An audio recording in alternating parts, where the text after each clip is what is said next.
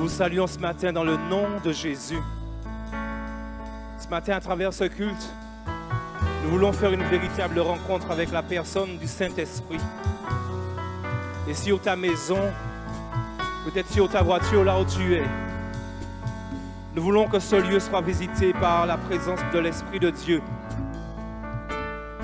L'Esprit de Dieu, qui nous le rappelons, n'est pas une puissance, mais une personne. Et ce matin, il voudrait te rencontrer. Durant ce moment de louange où tu vas adorer le Père, le Fils, le Saint-Esprit voudrait te toucher. C'est ce que nous voulons chanter ce matin. Que ces lieux soient visités par ta sainte présence. Alors avec nous, chante ce chant. Que ces lieux soient visités. Que ces lieux soient visités par ta sainte présence. Que ces lieux soient balayés par le vent de ton esprit. Lève-toi de ton saint lieu, Esprit de Dieu, et descends au milieu de nous.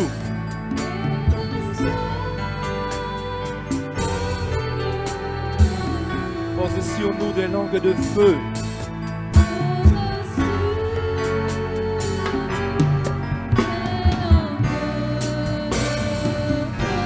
Verse ton onction sur nous.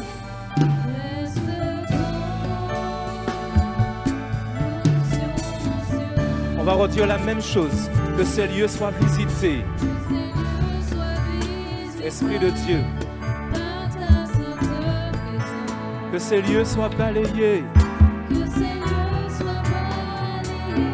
par le vent.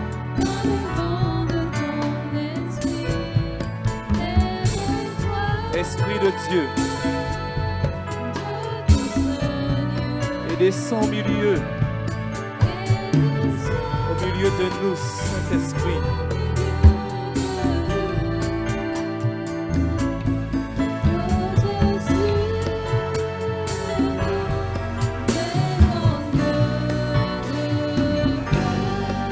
Verse ton onction.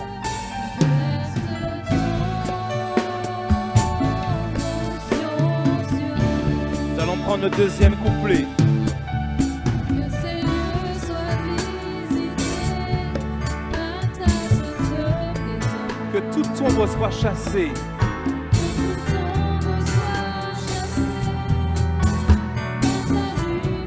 Oui, Seigneur. Dans ta main, tiens-nous cachés, Seigneur.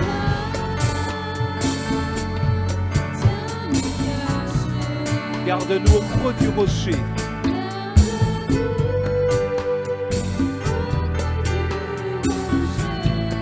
Lorsque tu passeras parmi nous,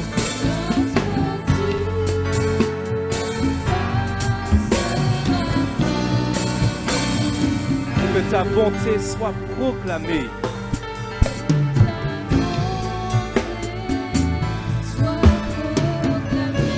Nous allons chanter le troisième couplet.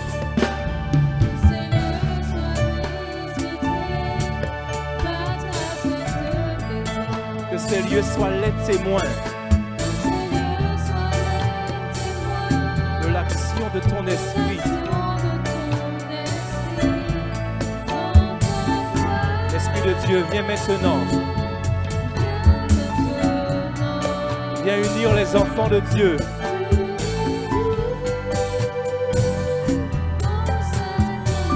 Et que ta vie jaillisse en abondance.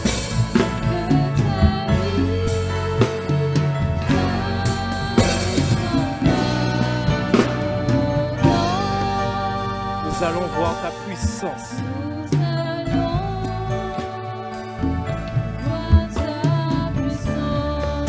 La musique continue. Oui, Seigneur. Nous te bénissons pour l'esprit que tu as envoyé pour l'Église. Pour chacun de nous. Seigneur, nous te bénissons parce que nous ne sommes pas orphelins. Jésus avait promis d'envoyer son esprit.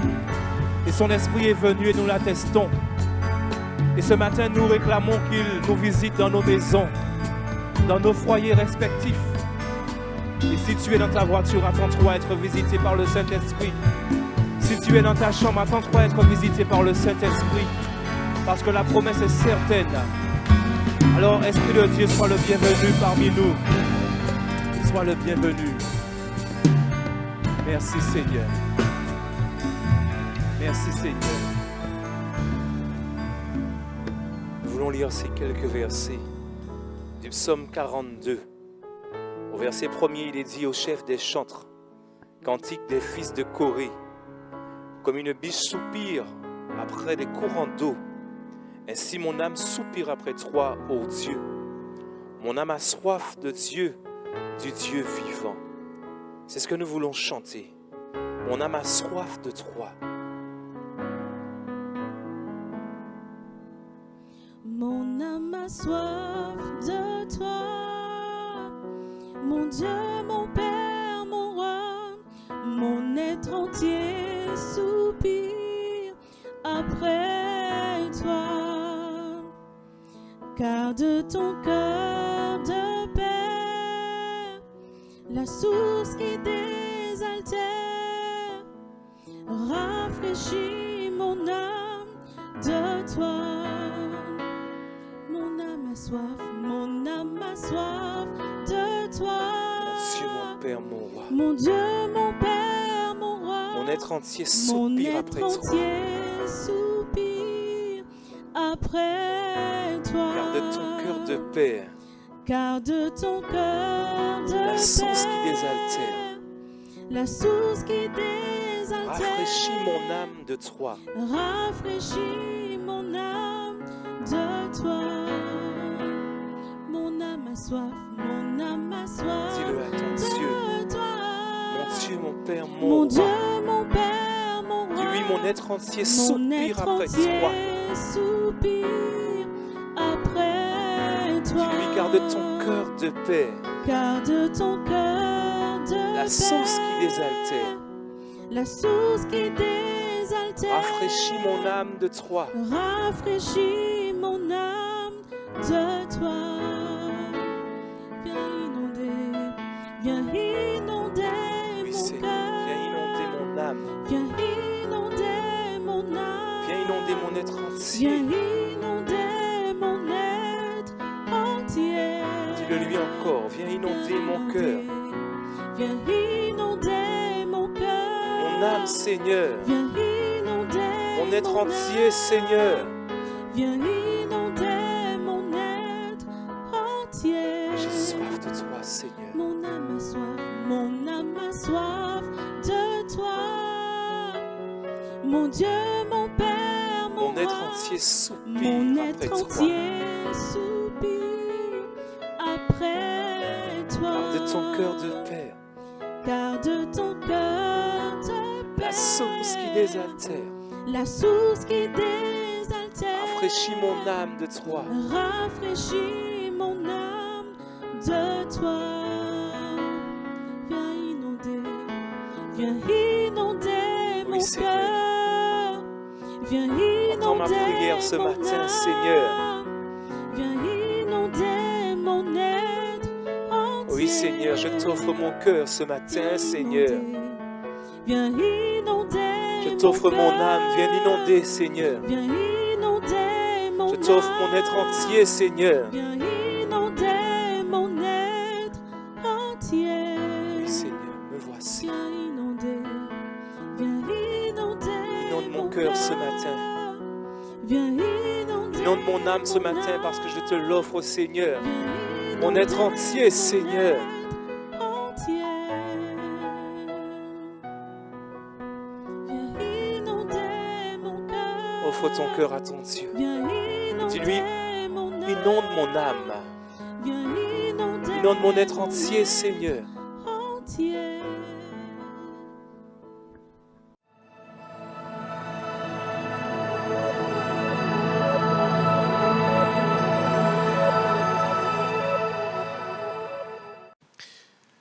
Que le nom de l'Éternel soit loué et béni.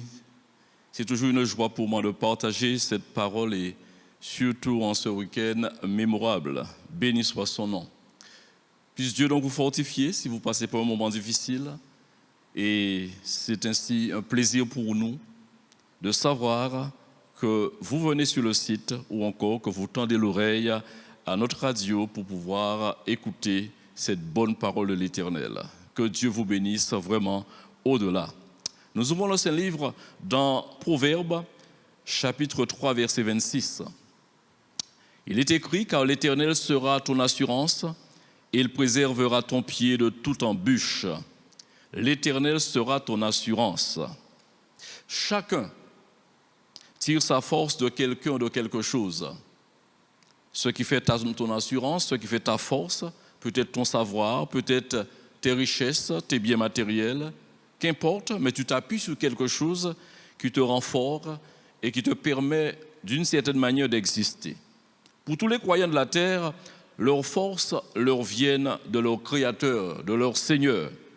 Si nous regardons ensemble dans 2 Corinthiens chapitre 3 verset 5, l'homme de Dieu pouvait dire, ce n'est pas à dire que nous soyons par nous-mêmes capables de concevoir quelque chose comme venant de nous-mêmes, et il précise, notre capacité, au contraire, vient de Dieu.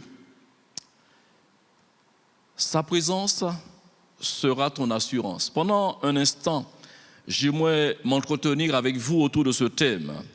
Sa présence sera ton assurance. Une présence est agréable et il y a aussi des présences nauséabondes, indésirables. Quelqu'un a même dit, vaut mieux être seul que mal accompagné. Mais permettez que je zoome plutôt sur cette présence. C'est Dieu lui-même, lors de la création, qui va réaliser qu'il manquait quelque chose plutôt à cet homme qu'il avait créé. Et c'est lui qui a décidé donc, d'engager une opération. Et vous connaissez la suite, elle va arriver. La solitude est une chose terrible. Et certaines personnes, plusieurs d'entre nous-mêmes, nous sommes hantés. Rien qu'à l'idée d'être seul, rien qu'à l'idée de n'avoir pas une personne proche sur qui s'appuyer, à qui parler, avec qui échanger. L'isolement ou encore la solitude, c'est une chose terrible. Sa présence sera ton assurance. Jésus, donc, a connu la crucifixion et à un moment donné, il dit à ses disciples, enseignez-leur, en parlant de ceux qui venaient de prendre le baptême ou qui auront à prendre le baptême, enseignez-leur ce que je vous ai enseigné ou ce que je vous ai prescrit. Et il dit, voici, je suis avec vous tous les jours jusqu'à la fin du monde. Nous croyons que cette présence est quand même d'une richesse extraordinaire. Avec nous, en nous, même la grande conviction est dans nos cœurs que Jésus est en nous, Regardez dans 2 Corinthiens chapitre 13 verset 4, car il a été crucifié à cause de sa faiblesse, mais il vit par la puissance de Dieu. Nous aussi, nous sommes faibles en lui, mais nous vivrons avec lui par la puissance de Dieu pour agir envers vous. Nous aussi, nous sommes faibles en lui, mais écoutez bien, nous vivrons avec lui par la puissance de Dieu pour agir envers vous. En lui, avec lui, par la puissance de Dieu pour agir envers nous. Dieu nous est profitable. Quelqu'un a dit, jusqu'à maintenant, Dieu nous a secourus. Lorsque Dieu approuve l'œuvre d'un homme, il dispose favorablement à son égard, même ses adversaires. Dieu est Dieu est indispensable, disons ça clairement. Sa présence apporte une telle bénédiction, une telle abondance, une abondance de paix et de sécurité qu'il nous est difficile d'imaginer un instant de nous passer de lui. Jésus l'a dit, bien entendu, pour confirmer cette réalité, ce ressenti que nous avons. Jésus a dit, sans moi, vous ne pouvez rien faire. La dépendance doit être établie. Pas parce que nous nous sentons faibles, bien que nous soyons des êtres faibles, limités. Jésus a dit que la chair est faible, mais l'esprit est bien disposé, vous le savez très bien. Notre dépendance, et nous n'avons point honte d'être dépendants à notre Seigneur ou de notre Seigneur Jésus-Christ. Cette dépendance est un fait avéré. C'est donc une réalité. Si nous remontons légèrement le temps, Jésus encore œuvrant, il n'a pas encore connu la crucifixion.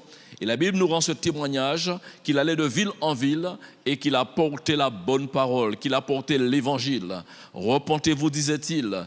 Et il a porté cette parole avec une telle conviction que plusieurs étaient suspendus à ses lèvres et même impressionnés, déclarant jusqu'à dire, eh bien, jamais homme n'a parlé comme cet homme. Jamais homme n'a précédé cet homme dans la manière, dans l'art oratoire. Merci de la grâce qui accompagnait cette parole et de la puissance, de l'autorité qui était revêtue cette parole-là. D'ailleurs, tous ont reconnu qu'il ne prêchait pas comme les scribes de l'époque. Ces personnes versées dans les Écritures, eh bien, en tant que pédagogue, apportant continuellement dans la synagogue l'enseignement, Jésus était au-dessus du lot, il faut le reconnaître. Eh bien, il ne prêchait pas comme, mais lui, il prêchait comme ayant autorité. Jésus, donc, a créé la dépendance, comme je le disais, et il était devenu comme difficile pour ses disciples et lui-même d'avoir un temps de répit, d'avoir un peu de repos. Alors un jour, il voit ses disciples fatigués, un peu lents dans leurs actions. Alors il leur dira lui-même, venez un peu à l'écart. C'est lui qui les invitera de venir à l'écart. Regardez ce passage avec moi dans Marc 6, verset 31 jusqu'au verset 34. Jésus leur dit, venez à l'écart dans un lieu désert et reposez-vous un peu. Cela est étonnant. Parfois, nous voudrions être des héros, des hommes extraordinaires, tellement extra, que nous voulons enlever la notion de repos. Il faut intégrer, qu'importe l'homme que tu es. Tu peux être un activiste, tu peux être quelqu'un toujours en train d'entreprendre et pour la bonne cause. Tu peux même justifier l'ensemble de tes activités sur la bonne base. Je ne peux faire autrement. C'est un impératif, il me faut les faire. Pourquoi pas? Mais dans toute activité, il faut retenir qu'il faut un temps de repos. Dieu nous a créés ainsi pour que nous sachions nous retrouver avec nous-mêmes ou encore être dans un temps de récupération pour que les neurones, nos muscles, pour que le corps en général puisse récupérer. Alors Jésus leur dit, reposez-vous un peu. La Bible précise, parce que le mouvement, l'environnement peut être bruyant, peut être agité, et tout cela peut causer quelques déboires psychologiques. Car il y avait, dit-il, beaucoup d'allées et venants, et ils n'avaient même pas le temps de manger. Vous vous rendez compte? Ils partirent donc, verset 32, dans une barque pour aller à l'écart, dans un lieu désert. C'est le choix du Seigneur. Il veut donc les mettre vraiment à l'écart. Beaucoup de gens les virent s'en aller et les reconnurent, et de toutes les villes, on accourut à pied et on les devança au lieu où ils se rendaient. Comme ils sortaient de la barque, Jésus vit donc une grande foule et fut ému de compassion pour eux, parce qu'ils étaient comme des brebis qui n'ont point de berger, et se mit à leur enseigner beaucoup de choses. Ma motivation a été de souligner dans ce passage à la fois la dépendance, mais à la fois cette nécessité, je dirais même ce côté indispensable, qui est de ne pas tomber dans une forme de suractivité. Il est bon de travailler, même quand tu es courageux de travailler, mais d'avoir un temps de repos. Mais regardez, Jésus a créé tellement la dépendance. Les gens ont tellement de besoins que les gens donc vont anticiper leur destination et vont se trouver avant eux-mêmes dans le lieu soi-disant désert qui sera occupé par ces personnes, comme des brebis, dit la Bible, qui n'ont point de berger. Et Jésus, vous le savez très bien, a exprimé sa compassion. Béni soit le Seigneur. Oui, sa présence sera ton assurance. Il est écrit, vous avez tout pleinement en lui qui est le chef de toute domination et de toute autorité. Si tu marches avec Jésus, tu as certainement la conviction que sa présence, ou en sa présence, tu trouves ton compte. Tu n'as pas besoin, comme on dit, d'aller voir ailleurs, d'aller chercher ailleurs. En gros, celui qui marche avec Jésus-Christ est un homme, est une femme, est une personne comblée. Comblée vous avez tout pleinement en lui. Si on a trouvé Jésus, on a trouvé le meilleur, on a trouvé la bénédiction, que Dieu soit la gloire. En lui, c'est une expression que j'ai trouvée se répétant dans la parole de Dieu et notamment dans le livre aux Éphésiens. Expression répétée, laissant plusieurs pistes en direction d'acquis spirituels ou de perspectives spirituelles pour enrichir ou encore qui enrichit la vie de l'enfant de Dieu, le cœur de l'enfant de Dieu. Regardons dans Éphésiens chapitre 1 verset 4, il est écrit « En lui Dieu, alléluia, premièrement, je vais voir 3 points avec vous, en lui Dieu nous a élus. En lui, c'est-à-dire en Jésus-Christ, Dieu nous a élus avant la fondation du monde pour que nous soyons saints et irrépréhensibles devant lui. » Réflexion sur une expression, c'est-à-dire l'élection. L'élection, c'est un petit peu ce qui fait débat dans le milieu évangélique. Est-ce que lorsqu'on entend élection, c'est-à-dire il y a une élection et que l'on fasse ce que l'on veuille, eh bien, on est sauvé, Dieu sait déjà et il n'y a pas besoin. Alors, il faut savoir qu'à chaque conversion, à chaque fois qu'une personne se tourne vers le Seigneur, ces personnes concernées, ces élus, même ces personnes concernées qui bénéficient de la grâce de Dieu, en exemple, vous et moi, quand j'ai découvert la grâce de Dieu, eh bien, je ne savais pas. C'est lorsque j'ai été connu, lorsqu'il m'a connu, que j'ai pris conscience qu'il m'aimait. Et je puis dire maintenant que je faisais partie des élus.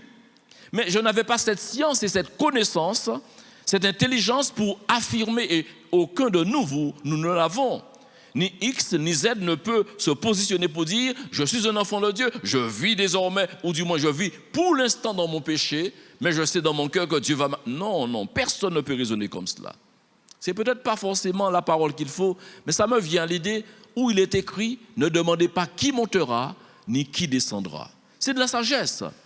La décision, quand elle est prise de devenir enfant de Dieu, de se faire, je dirais, baptiser, eh bien, c'est au moment où on le sait. J'ai 2 exemples qui certainement vont vous emmener sur la voie de la raison. Si vous êtes de ceux qui pensent que dans l'élection, c'est une chose figée, une chose fermée, qui n'a pas d'évolution. Non, je ne pense pas comme cela. Autrement, Dieu ne serait pas juste.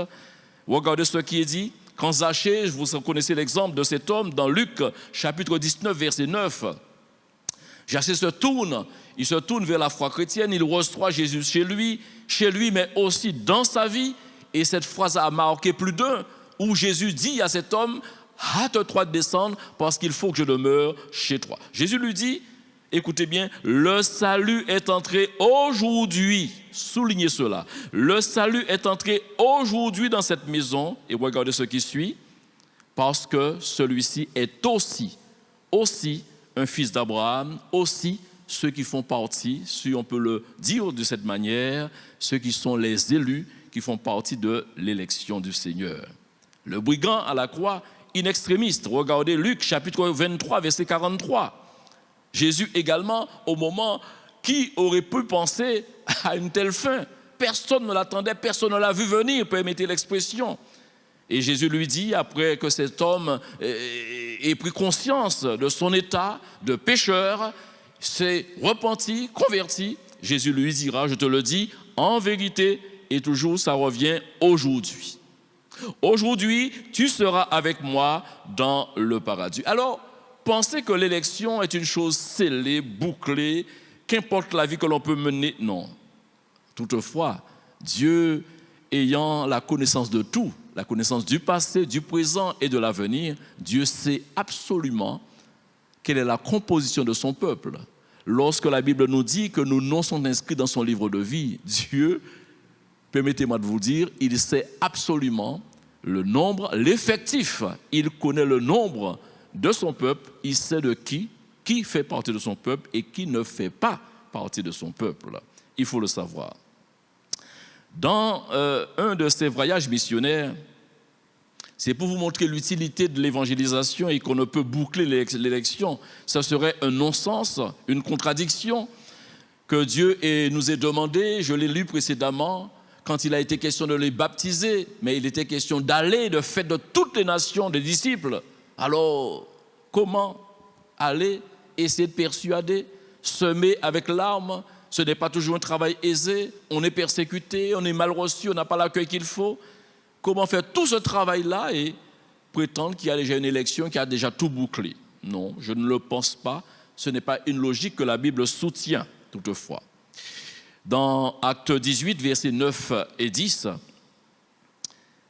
cela n'enlève en rien l'évangélisation de masse, ni le témoignage personnel de chaque disciple. Le Seigneur va dire à Paul, pendant la nuit, ne crains point. Ne crains point, mais parle et ne te tais point. Et regardez ce qui suit. Car je suis avec toi et personne ne mettra la main sur toi pour te faire du mal. Parle, en gros, ne te tais pas, car j'ai un peuple nombreux dans cette ville. Qu'est-ce qui justifie? Parce que les hommes doivent entendre. Dieu veut que l'humanité soit remplie de sa connaissance, que tous sachent qu'il est un sauveur, qu'il est le libérateur, qu'il est venu pour sauver ceux qui sont perdus.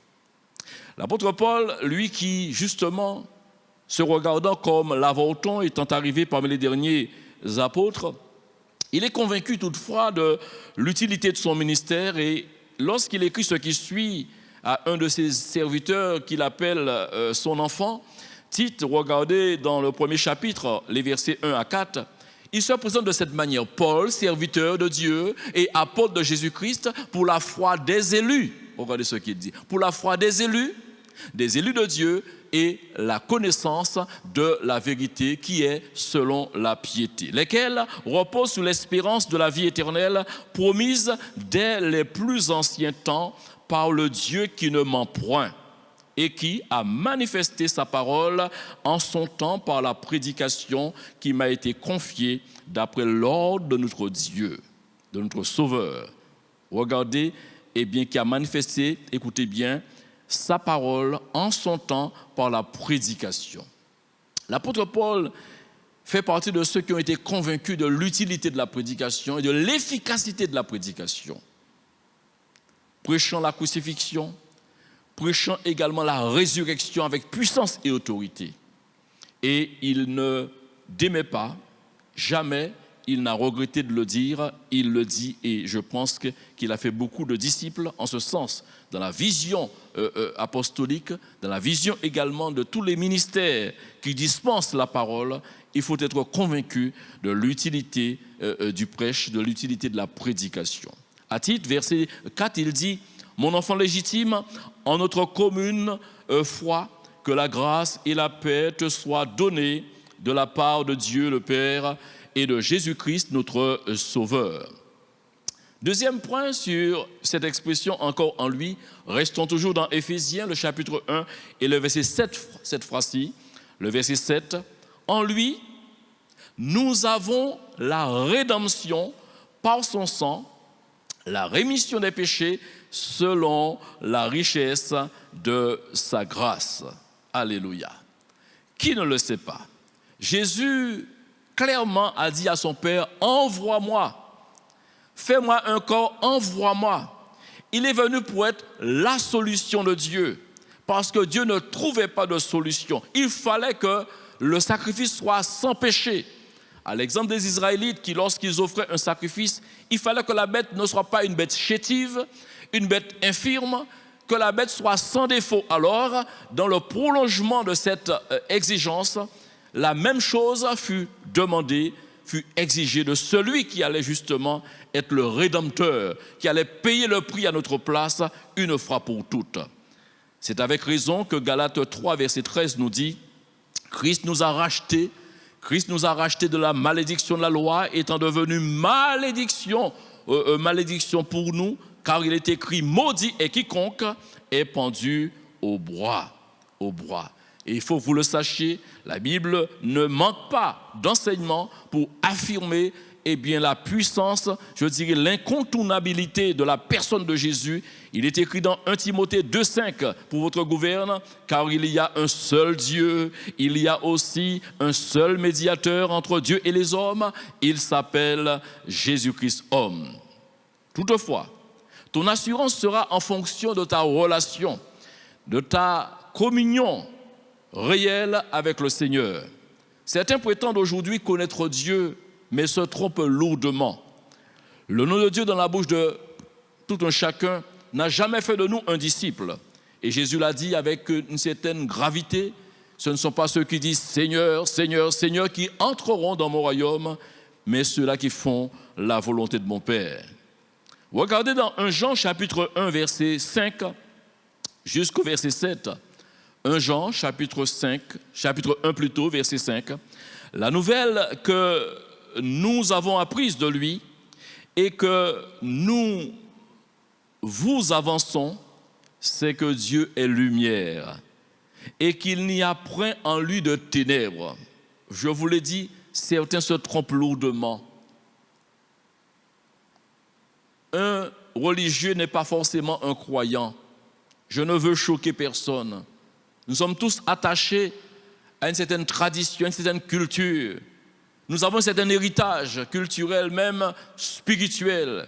Et nous faisons parce que nous avons trouvé les parents faisant ainsi. Mais Jésus a mis la norme très clairement définie dans l'évangile de Jean, chapitre 3, par l'expérience d'un homme qui s'est posé la bonne question. Il s'agit de Nicodème. Et Jésus lui avait dit en son temps, il faut que vous naissiez de nouveau. Donc, c'est un incontournable placé devant chacun. Alors, regardez ce je relis au verset 5. La nouvelle que nous avons apprise de lui et que nous vous annonçons, c'est que Dieu est lumière et qu'il n'y a point en lui de ténèbres. Si nous disons, écoutez bien, que nous sommes en communion, je vous l'ai dit, ton assurance sera en fonction de ta communion, mais d'une communion réelle. Si nous disons que nous sommes en communion avec lui et que nous marchions dans les ténèbres, nous mentons. Nous mentons et nous ne pratiquons pas la vérité.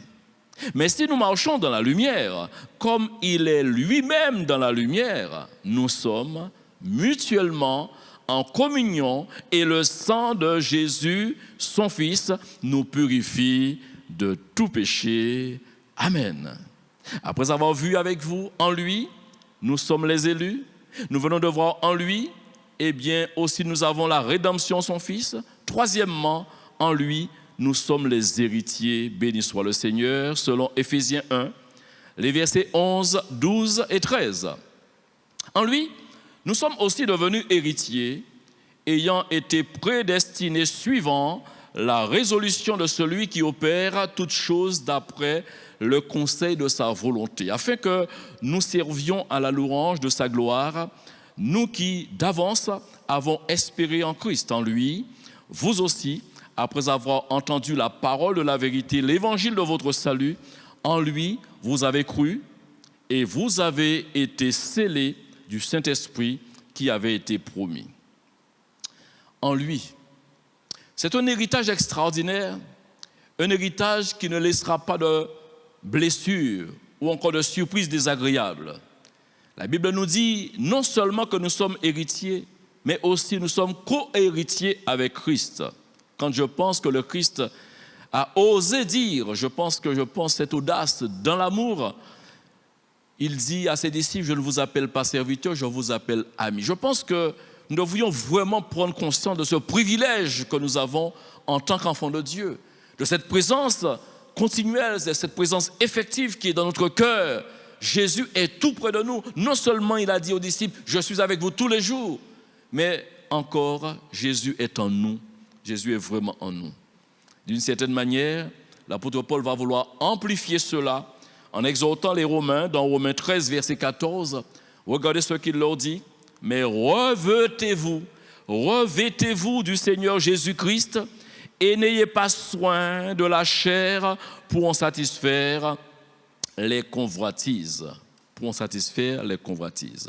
Lorsque nous sommes héritiers, on se comporte comme il le faut, et écoutez bien, pour ne pas être déshérité. Et oui, ça arrive, on peut être déshérité.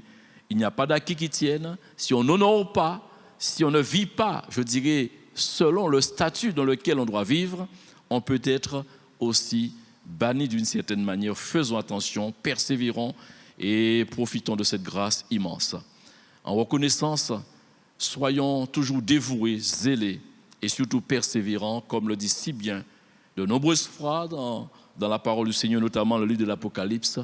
Celui qui persévérera jusqu'à la fin, c'est celui-là qui sera sauvé. Mais permettez que je vous dise, l'héritier qui demeurera comme il le faut, en tant que fils, en tant que fille, qui aura ce comportement digne jusqu'à la fin, sera aussi digne de rester héritier et de recevoir l'héritage glorieux que Dieu lui a promis. Alléluia. Maintenant, sur ce quatrième point, j'irai un petit peu plus loin. Acceptons que lui en nous, nous devenons systématiquement son temple, son habitation. Je sais que ça dépasse l'entendement. Alors, qui penses-tu être? Pose-toi cette question-là. Chacun d'eux devrait se la poser. Qui penses-tu être? Et tu ne dois pas être, écoutez bien, tu dois être plutôt celui que tu es appelé à être. C'est-à-dire, tu es appelé à être en Jésus-Christ, tu es appelé à être son habitation, le temple de son Saint-Esprit. L'apôtre Paul, à plusieurs reprises, a mené plusieurs réflexions dans les enseignements qu'il dispensait. Il pousse la réflexion et regardez ce qu'il fait. Il souhaitait que cela puisse aboutir à une prise de conscience. Il leur dit dans 1 Corinthiens chapitre 6, verset 12 jusqu'au verset 20, pour démontrer que le corps, notre corps, votre corps ne vous appartiennent plus, ne nous appartient plus. Notre corps en tant que disciple, en tant que croyant, nous devenons systématiquement, par la foi, dans la relation, dans la communion que nous développons avec le Seigneur, nous devenons l'habitation de Dieu. Alors si tu es habitation de Dieu, tu n'es plus le propriétaire. Tu ne deviens que le locataire de toi-même. Et si nous raisonnions comme cela, nous ne ferions pas n'importe quoi avec notre corps. Aujourd'hui, promenez les regards, regardez à droite et à gauche ce qui se fait. Que celui qui ne connaît pas le Seigneur puisse faire des choses avec son corps, utiliser son corps comme des instruments d'impudicité, faire n'importe quoi, vêtir son corps de vêtements d'une certaine manière, se tatouer tout le corps, faire des choses que... Pourquoi? Quelle est l'utilité? Nous ne sommes pas juges de ces personnes qui n'ont pas la connaissance. Mais tu as la connaissance. Tu entends Dieu te dire, tu ne t'appartiens plus à toi-même, désormais tu es mon habitation. Tu penses que tu peux oser faire n'importe quoi avec le temple du Seigneur? Tu penses que le temple du Seigneur est digne d'être traité comme il est traité? Pose-toi ces questions. L'apôtre Paul ira droit au but en disant, au verset 12, « Tout m'est permis, mais tout n'est pas utile. Tout m'est permis, mais je ne me laisserai asservir par quoi que ce soit. » Et dit-il, « Les aliments sont pour le ventre et le ventre pour les aliments. Et Dieu détruira l'un comme les autres. Mais le corps n'est pas pour l'impudicité, il est pour le Seigneur et le Seigneur pour le corps. Et Dieu qui a ressuscité le Seigneur nous ressuscitera aussi par sa puissance. Ne savez-vous pas que votre corps, que vos corps sont des membres de Christ? Prendrais-je, dit-il, les membres de Christ pour en faire les membres d'une prostituée? Loin de là, dit-il. Ne savez-vous pas que celui qui s'attache à la prostituée est un seul corps avec elle? Car, est-il dit ou est-il écrit, les deux deviendront une seule chair. Verset 17. Mais celui qui s'attache au Seigneur, et c'est ce que la Bible n'arrête pas de nous dire, l'exhortation n'arrête pas de fuser de toutes parts pour venir sensibiliser encore notre cœur. Celui qui s'attache au Seigneur est avec lui un seul esprit. Alors, de ce fait, fuyez l'impudicité, point. Et oui, fuyez l'impudicité, point.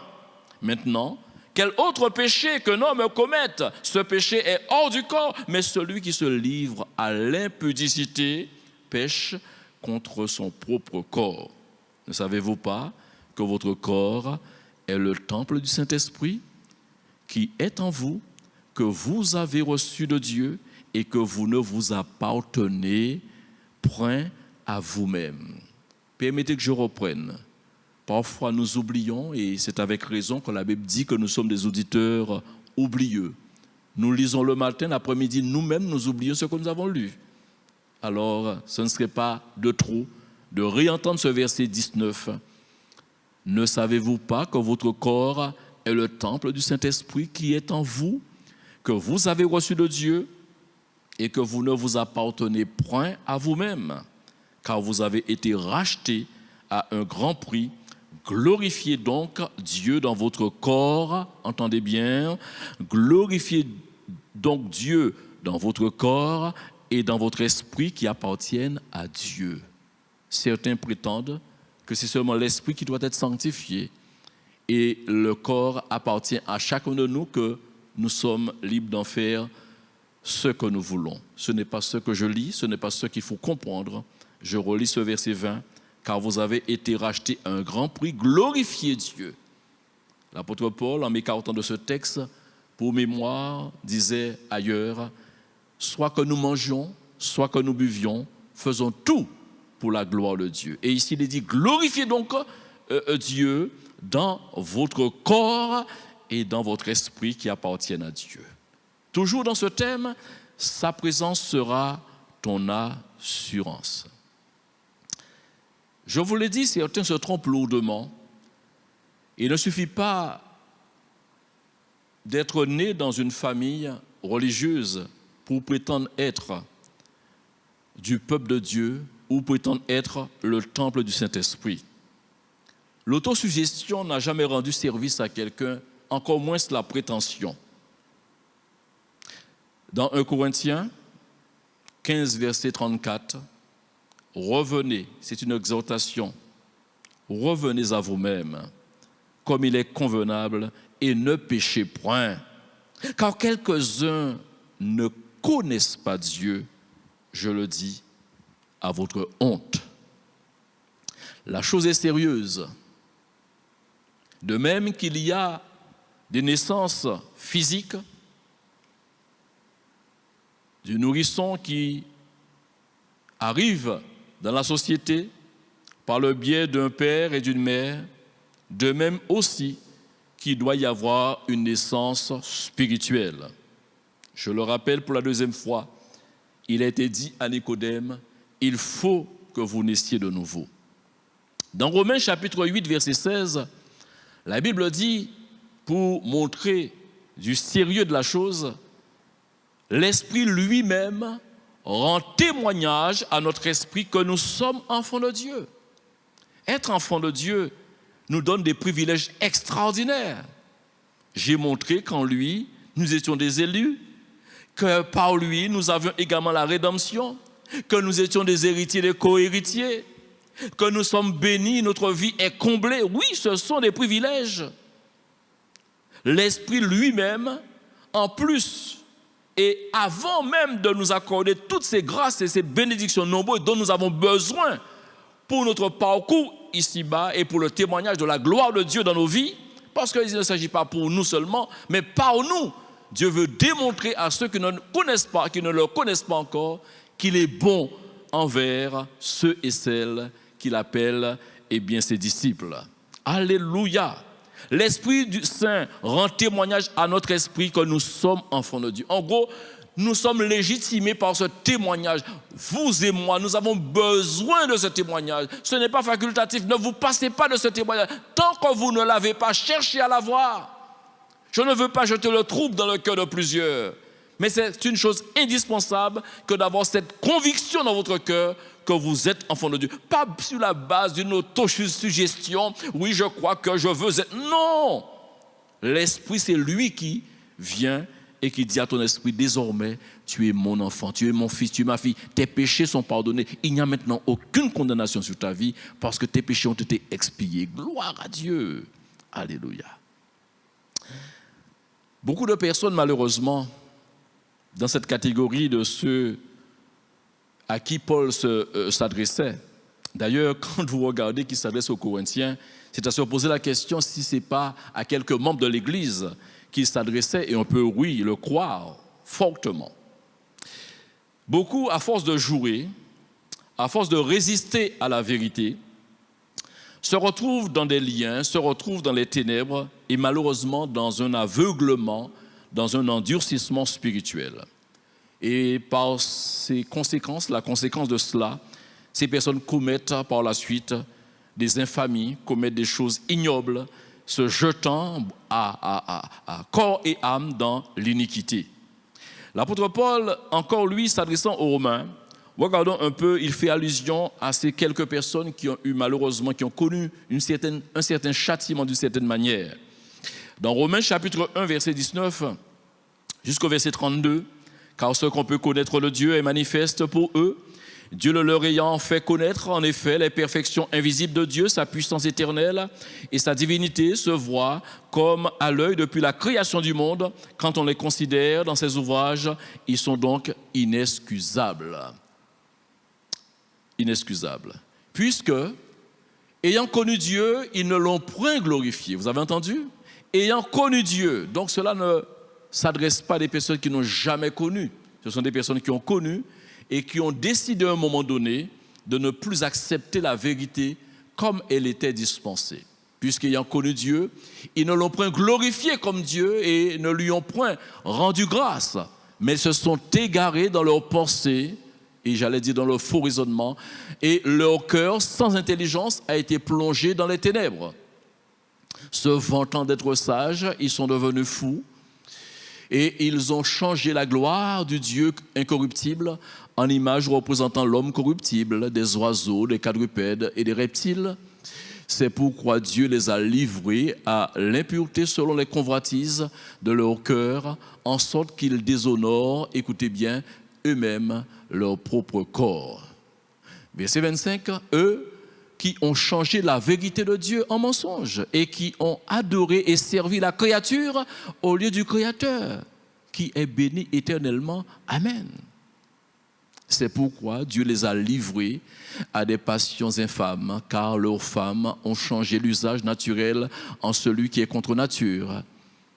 Et de même, les hommes, abandonnant l'usage naturel de la femme, se sont enflammés dans leurs désirs les uns pour les autres, commettant homme avec homme des choses infâmes et recevant en eux-mêmes le salaire que méritait leur égarement. Comme ils ne se sont pas souciés de connaître Dieu, Dieu les a livrés à leur sens réprouvés pour commettre des choses indignes.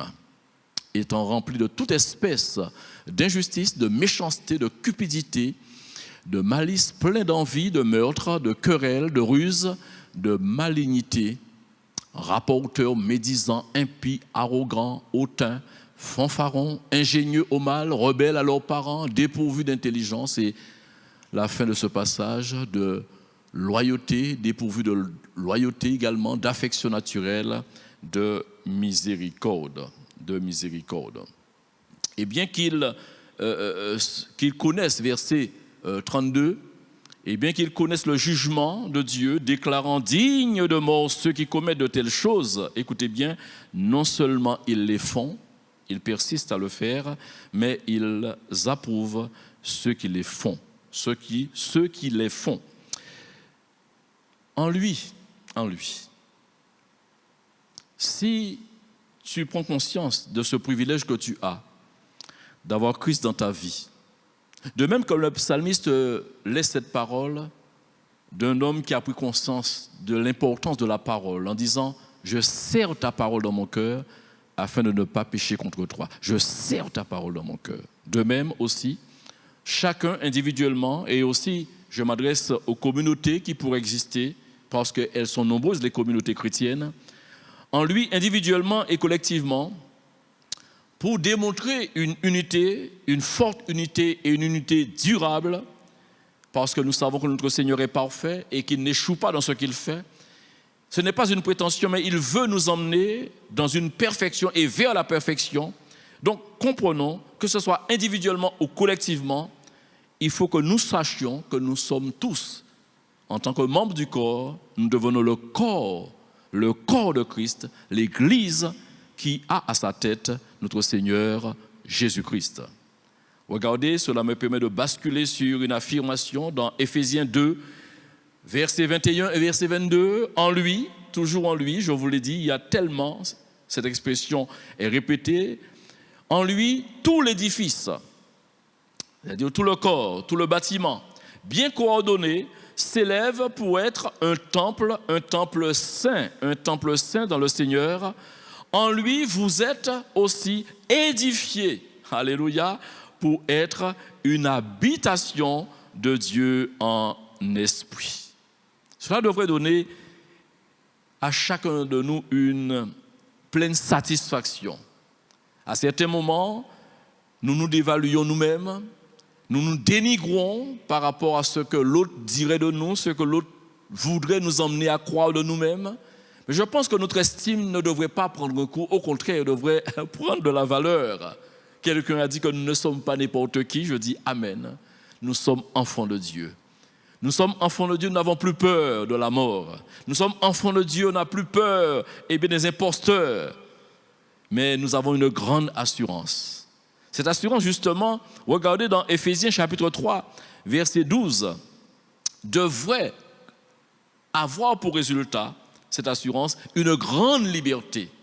Et vous allez me comprendre tout à l'heure. Il est dit, en qui nous avons par la foi en lui la liberté de nous approcher de Dieu avec confiance. L'enfant de Dieu n'est pas celui qui marche au tâton, non. La Bible dit, et c'est une parole connue et appréciée du monde chrétien, le juste a de l'assurance comme un jeune lion. Alléluia, le juste a de l'assurance comme un jeune lion. Ne nous privons pas. Je vous dirais même, faisons ce que Dieu nous demande de faire, mais restons en lui, ce qu'il a fait de nous. Il a fait de nous des êtres libérés. C'est pour la liberté, dira l'apôtre Paul dans Galates 5. C'est pour la liberté que Christ vous a affranchi. Ne redevenez pas de nouveau. Ne vous remettez pas sur un joug quelconque. Non, c'est pour la liberté que le Seigneur vous a affranchi. Demeurez, dit-il, selon Galates, le chapitre 5. Demeurez donc ferme et ne vous laissez pas mettre de nouveau sous le joug de la servitude. Si nous devons être esclaves, et nous le sommes, nous sommes esclaves d'une seule personne, non du péché, loin du péché, plus jamais le péché, mais nous sommes fiers d'être serviteurs et esclaves de Jésus-Christ. Alléluia! Gloire à Dieu, gloire à Dieu. Ce week-end est un week-end particulier, très particulier, un week-end mémorable qui va nous ramener à justement évoquer la présence de Dieu. Je veux parler bien sûr de la Pentecôte. La Pentecôte fut l'accomplissement, il faut le savoir, d'une promesse de Dieu parce que ce que Dieu promet, il le donne. Et quelque part, il est écrit, lorsqu'une prophétie tarde, eh bien si elle tarde, il faut l'attendre patiemment parce que ce que dit la bouche de Dieu, sa main veille à l'accomplir. Alléluia. Et ce n'est pas la bouche du prophète Joël que justement Dieu avait fait la promesse que dans les derniers temps, eh bien, l'Esprit descendrait, vos jeunes gens, vos vieillards auraient des songes, des visions. Et cela donc est arrivé, avec pour belle conséquence le baptême du Saint-Esprit dans les Actes des Apôtres, ce 5e livre du Nouveau Testament qui décline eh bien, ce mouvement de l'Esprit, cette action de l'Esprit, je dirais à Jérusalem, là où a pris naissance la première Église. Le peuple s'est mis à parler en d'autres langues, le peuple a reçu des dons, et pouvant même, avec la capacité d'exercer les dons, sous bien sûr l'autorité du Saint-Esprit, des révélations de toutes sortes étaient données, des délivrances, je dirais, étaient données, étaient accordées plutôt, et une direction, un but était fixé à l'Église, l'évangélisation du monde, parce que l'Esprit leur avait dit que lorsque vous serez remplis, eh bien vous porterez la parole de Jérusalem, vous irez jusqu'aux extrémités de la terre, Et c'est ce exactement que c'est fait en vue donc d'avoir un développement de l'Église, une expansion de l'Église. Vous et moi, aujourd'hui, quand on parle des îles, eh bien nous bénéficions de ce réveil spirituel des années et nous sommes responsables, encore Dieu nous regarde et fait de nous des responsables pour que nous poursuivions ce travail et que jamais nous ne puissions nous ménager, mais avec l'aide du Saint-Esprit, que chacun puisse se dire et dire à son frère: avec Dieu mon frère, avec Dieu ma sœur, nous ferons les exploits. Depuis l'époque de la première Église, les observateurs étaient impressionnés, mais à la fois ils étaient également dans l'interrogation. Il fallait bien qu'ils admettent à un moment donné que ce qui se passait était étrange et que ce n'était pas n'importe quoi. On ne pouvait pas mettre ça à l'actif, je dirais, d'une sensation, d'un mouvement. Non, mais c'était bizarre, c'était bizarre. Certains pouvaient penser que c'était mystique. Mais j'aimerais vous dire, quand la main de Dieu est quelque part, la chose est nette et la chose est surtout durable. Depuis Jérusalem jusqu'à notre ère aujourd'hui, jusqu'à notre temps, l'Église existe et rien ni personne, entendez bien, rien ni personne ne pourra la détruire. Raison de plus, parce que Jésus-Christ est à la tête de cette Église. Alléluia, avec puissance et autorité. Depuis Ésaïe 53, il est question que Dieu remette toutes choses entre les mains de notre Seigneur Jésus-Christ et que l'œuvre prospère, prospère, prospère jusqu'à donner gloire à l'Éternel, jusqu'à son prochain retour, que son nom soit glorifié. Personnellement, je ne me lasse pas de ramener à ma pensée ce qui va suivre comme texte biblique. À mon avis, c'est très significatif de la représentation de la présence de Dieu. Quand Dieu agit, puisque Dieu n'est pas un Dieu mort, eh bien Dieu parle. Alléluia. S'il y a une communauté qui n'est plus sensible à la voix de Dieu, c'est une communauté, à mon avis, qui a perdu la vision. Parce que toute communauté chrétienne doit s'attendre à ce que Dieu puisse parler au milieu de son peuple. Et dans les Actes au chapitre 13, verset 2, pendant qu'ils servaient le Seigneur dans leur ministère et qu'ils jeûnaient, le Saint-Esprit dit: mettez-moi à part Barnabas et Saul pour l'œuvre à laquelle je les ai appelés. Vous savez, il y a des expériences que nous lisons et nous pensons que ça fait partie de l'histoire et que ces choses ne sont pas appelées forcément à se reproduire dans la communauté. Je vous dirais, ne nous trompons pas. Tout ce qui est écrit, en grande partie, je dirais, pour être mesuré, puisqu'il y a des choses qui ont trouvé leur accomplissement, mais pas mal de choses d'enseignement ou d'expériences du passé sont appelées à être vécues encore dans ces églises dans lesquelles nous nous trouvons. Si, permettez-moi de le dire de cette manière, si cette expérience que nous venons de lire, que le Saint-Esprit s'est révélé d'une manière claire, en parlant clairement pour dire « mettez-moi à part », si de telles expériences étaient faites plus régulièrement dans nos églises locales, surtout lorsqu'il s'agit de prendre une décision, de prendre une orientation majeure, je pense que nos communautés se porteraient en meilleure santé. Même nos familles ne sont pas en reste. Quand tu as ta famille et que tu décides d'aller à droite ou à gauche, je pense que ça serait bien également d'entendre la voix de Dieu. La Bible nous laisse l'exemple, et comme je vous l'ai dit, l'histoire de l'un peut être l'expérience d'une personne d'aujourd'hui. Prenons le cas de Naomi et d'Elimelech, son mari. Rappelez-vous, regardez dans Ruth chapitre 1, verset 2, la Bible nous dit, le nom de cet homme était Elimelech, celui de sa femme Naomi, et ses deux fils s'appelaient Machlon et Kiljon. Ils étaient Éphrasiens de Bethléem de Juda, arrivés au pays de Moab, et ils y fixèrent leur demeure. Ils n'avaient rien à faire là. Mais il faut savoir, je vais dédramatiser tout de suite, quand je dis qu'ils n'avaient rien à faire là. Il faut savoir qu'ils ont pris une décision parce qu'ils étaient dans un contexte de crise. À Bethléem, rien n'allait plus. Plus rien n'allait. La crise, la sécheresse spirituelle, mais aussi socialement, ça n'allait pas. Alors, ils ont cru bien faire. Je vous dirais que fuir une crise, fuir une situation mortelle, permettez-moi de le dire, n'est pas condamnable. Je le répète, fuir une crise n'est pas condamnable.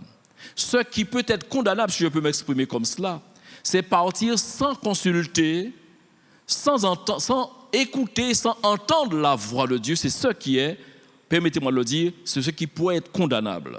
Si vous envisagez une orientation avec votre famille, ne vous levez pas un beau matin pour dire « nous irons à droite ou à gauche ». Regardez ce que dit Ésaïe 30, verset 1er jusqu'au verset 3. « Malheur, dit l'Éternel, aux enfants rebelles qui prennent des résolutions sans moi et qui font des alliances sans ma volonté pour accumuler péché sur péché, qui descendent en Égypte sans me consulter. » Dans ce contexte-là, l'Égypte veut dire le monde. C'est-à-dire là où Dieu n'est pas forcément. Pour se réfugier sous la protection de Pharaon et chercher un abri sous l'ombre de l'Égypte. La protection de Pharaon sera pour vous une honte et l'abri sous l'ombre de l'Égypte une ignominie. Je vous l'ai dit, fuir une crise n'est pas condamnable, mais c'est de prendre une décision sans l'approbation du Seigneur. D'où la nécessité de vraiment rechercher des révélations. Et le texte qui m'a emmené à vous parler de cela, c'est qu'ils ont entendu la voix de Dieu, leur disant de mettre à part 2 serviteurs qui iraient en vue de l'expansion de l'Église. Et bien de même, quand ta famille doit prospérer, tu vois, il y a l'Eldorado dans tel ou tel pays, on dit que ça donne tellement, ça marche, il y a beaucoup de travail à droite et à gauche, ne courez pas à droite et à gauche. Il y a un autre phénomène que j'ai souligné, et c'est à se poser de la question, le pourquoi. Les causes sont nombreuses, je n'aurai pas le temps de les évoquer, de les toucher ici, mais il y a un tel mouvement aujourd'hui, dans plusieurs communautés, plusieurs croyants ne se satisfait plus, d'où là où ils évoluent et je ne sais qu'est-ce qu'ils recherchent. Et je les appelle, sans être dans le mépris bien entendu, des croyants nomades, des croyants qui ne veulent pas se poser quelque part pour vivre dans une communauté, pour se frotter aux frères et sœurs, pour vivre avec les frères et sœurs, pour rechercher l'intérêt de l'Église, pour donner de leur énergie, de leur savoir, et bien de leur talent à l'Église locale. Non, ce n'est pas leur vision. Ce n'est pas leur vision. Et pourtant, nous entendons qu'il est écrit « N'abandonnez pas votre assemblée ». Eh bien, ces personnes, qu'est-ce qu'ils cherchent? Qui n'arrêtent pas de bouger, quelques mois par là, un trimestre par-ci, un trimestre par-ci. Je sais que j'exagère. Vous me direz, pasteur, tu exagères. Allez, 2 ans par-ci, 1 année et demie par-là.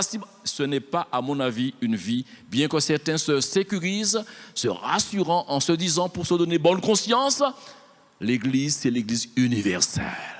L'Église universelle, reprenez la Bible et vous verrez qu'il y avait l'Église universelle, mais aussi beaucoup d'églises locales. Et chaque église locale avait une vision, avait donc une démarche, était comme une entreprise qui marchait de l'avant, qui avait besoin de l'énergie de chacun de ses membres. Ne le perdez pas de vue, cet aspect-là. Alléluia.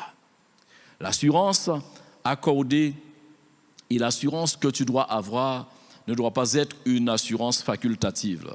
Notre assurance est donc une chose indispensable, indispensable.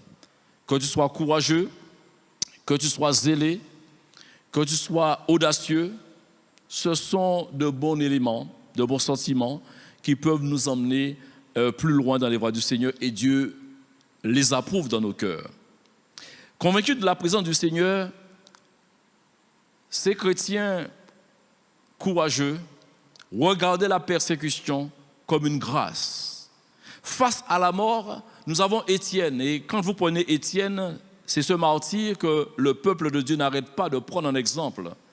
Vous ne voyez pas dans le texte où il n'apparaît pas un instant où cet homme a eu peur, où il a tremblé. Non, non, cet homme a une telle assurance. Pourtant, le contexte est un contexte horrible.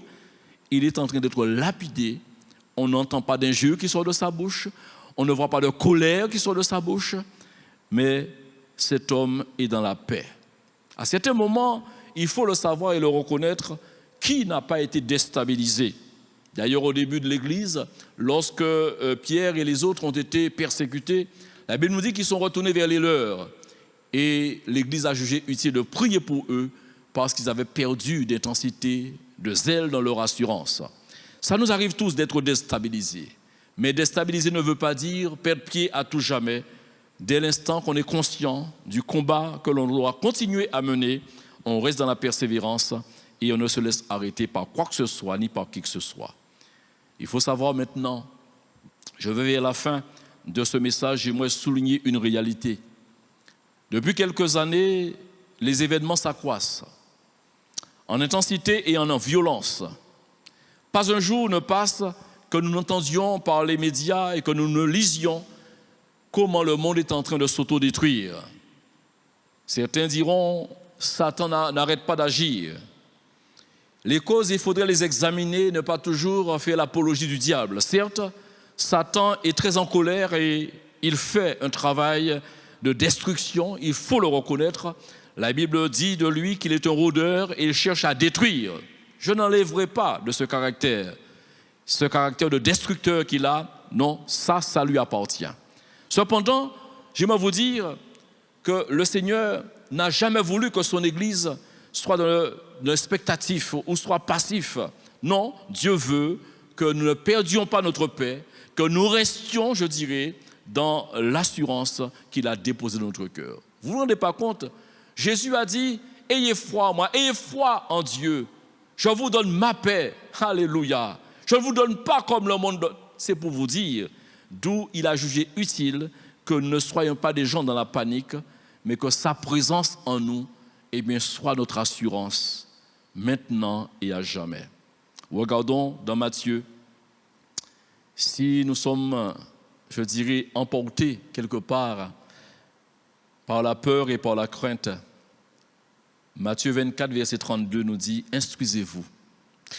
Par une comparaison tirée du figuier, dès que ses branches deviennent tendres et que les feuilles poussent, vous connaissez que l'été est proche. De même, quand vous verrez toutes ces choses, sachez que le Fils de l'homme est proche, que le Fils de l'homme est à la porte. Je vous le dis, verset 34, en vérité, cette génération ne passera point que tout cela n'arrive. Le ciel et la terre passeront, mais mes paroles ne passeront point. Pour ce qui est du jour et de l'heure, personne ne le sait, ni les anges des cieux, ni le Fils, mais le Père seul. Et Jésus ramène un événement du passé. Ce qui arriva du temps de Noé arrivera de même à l'avènement du Fils de l'homme, car dans les jours qui précédèrent le déluge, les hommes mangeaient et buvaient, se mariaient, mariaient leurs enfants, jusqu'au jour où Noé entra dans l'arche et ne se doutèrent de rien jusqu'à ce que le déluge vint et les emporta tous. Il en sera de même à l'avènement du Fils de l'homme. Puisse sa présence rassurer ton cœur. Rassure-toi toi-même. Le Seigneur n'abandonne pas. Il est même question que quand nous serions infidèles, lui, il demeure dans sa fidélité. La conviction de Job n'arrête pas de nous fortifier, de nous impressionner. Cet homme a pu déclarer, quand ma peau sera détruite, il se lèvera. Quand je n'aurai plus de chair, je verrai Dieu. Je le verrai, il me sera favorable. Mes yeux le verront et non ceux de nôtre. Et il dit, mon âme languit d'attente au-dedans de moi. Jésus dira dans Jean 11, verset 25, je suis la résurrection et la vie. Celui qui croit en moi vivra, dit-il. Quand même, il serait mort. Si vous devriez mettre dans la balance la mort et la vie, j'aimerais vous dire que la vie l'emportera toujours. Je terminerai par cette parole de Paul qui, à mon avis, s'adapte très très bien à ce thème vu aujourd'hui. Sa présence sera ton assurance. Dans Romains 8, verset 35 jusqu'au verset 39, qui nous séparera de l'amour de Christ? Sera-ce la tribulation ou l'angoisse ou la persécution ou la faim ou la nudité ou le péril ou l'épée? Selon qu'il est écrit, c'est à cause de toi qu'on nous met à mort. tout le jour qu'on nous regarde comme des brebis destinées à la boucherie. Mais dans toutes ces choses, nous sommes plus que vainqueurs par celui qui nous a aimés. Car j'ai l'assurance, dit-il, que ni la mort, ni la vie, ni les anges, ni les dominations, ni les choses présentes, ni les choses à venir, ni les puissances, ni la hauteur, ni la profondeur, ni aucune autre créature ne pourra nous séparer de l'amour de Dieu manifesté en Jésus-Christ.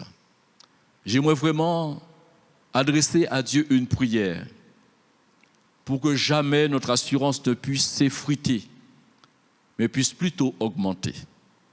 Je m'incline, inclinez-vous avec moi s'il vous plaît.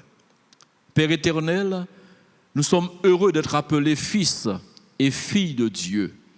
Nous sommes heureux le jour où tu es venu par ton Esprit Saint nous rendre témoignage que nous sommes désormais tes enfants et que nos péchés ont été expiés.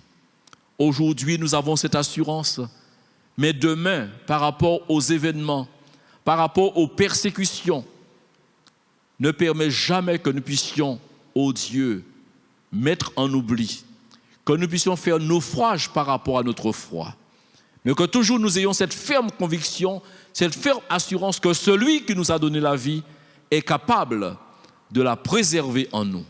Renouvelle en nous un esprit bien disposé et laisse-nous toujours, ô Dieu, cette dose de grâce qui fera que nous passerons toujours à l'offensive. Nous resterons zélés et audacieux pour ne point avoir honte, en sorte que nous témoignions ton nom, que nous évangélisions le monde qui a besoin, que tous s'entendent dire qu'il n'est pas bon de faire le mal, mais qu'il est bon de faire le bien, et surtout de se tourner vers le Dieu qui ne cesse d'interpeller et d'appeler tous au salut. Seigneur, dis-leur encore, sauvez-vous de cette génération perverse. Seigneur, renouvelle ton Église aujourd'hui. Vois les communautés qui connaissent des boutons de crise, voire même de division. Que la sagesse l'emporte, que l'humilité l'emporte sur l'orgueil, et qu'ainsi nous allions de l'avant. Guéris ton peuple, Seigneur, et ton peuple sera guéri. Libère ton peuple, Seigneur, ô Dieu de toute paresse. Libère ton peuple de tout faux raisonnement, comme certains de Corinthe ou encore à Rome sont tombés dans le faux raisonnement. Libère, Seigneur, fais grâce à nos cœurs, que nous soyons trouvés fidèles, persévérants jusqu'au bout, et avec cette ferme assurance de ta présence dans nos vies. Gloire et honneur te reviennent, Père, dans le nom précieux de ton Fils Jésus-Christ. Amen. Que Dieu vous bénisse. Mon âme a soif de toi, mon Dieu, mon Père, mon roi, mon être entier soupire après toi. Car de ton cœur de Père, la source qui désaltère, rafraîchit mon âme de toi. Mon âme a soif de toi.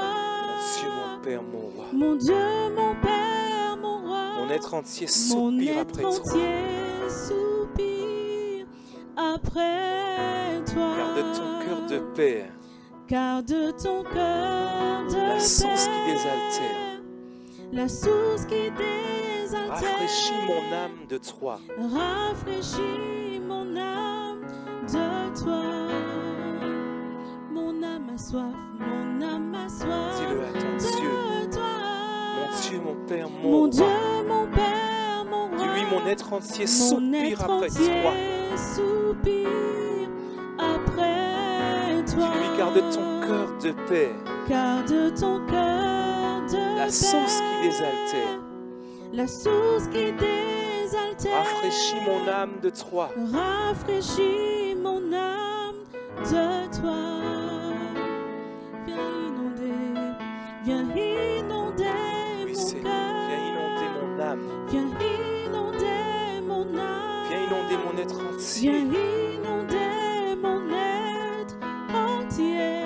Dis-le lui encore, viens inonder mon cœur.